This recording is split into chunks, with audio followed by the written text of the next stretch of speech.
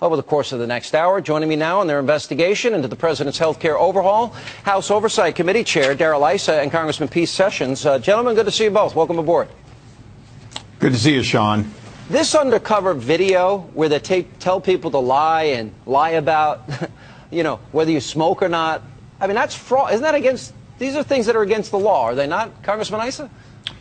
Well, they're absolutely against the law, but more importantly, these individuals, these so-called navigators, don't follow any of the rules that every state in the union has for insurance people. So the idea that they're bonded, that they're identified, that they're fingerprinted, anything that would cause you to know that they're not felons and identity theft perpetrators simply hasn't been done. And we saw that in the hearing today. Even the simplest, are you going to do it? Do you get a copy of their driver's licenses?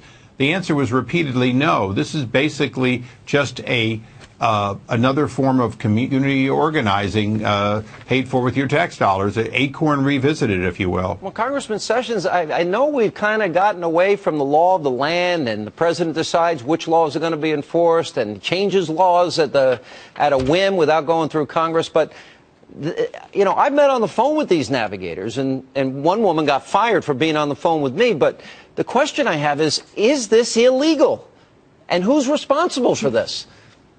Sean, the questions you ask are good and they're fair. Today we held a very fair hearing, and a senior official from CMS was present and gave testimony today that not even he could provide information that other professionals in Texas provide who sell health insurance.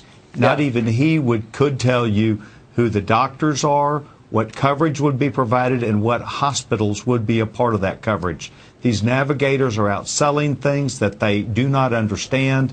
They cannot certify to people who are buying them. And I believe the president should, and the Secretary Sebelius should, offer an advisory notifying consumers across the country that they do not have a product worthy. It is a deceptive sales practice. And in Texas, it's happening right now. That's called bait and switch. I mean, if any private corporation did this, Congressman Issa, are they likely, the people responsible, would they not be likely to go to jail or investigated or prosecuted? Well, certainly, if you tried to do it, you wouldn't be able to. But remember, these aren't insurance companies. These aren't government employees. They're essentially community organizers that have been hired for the Urban League and other groups.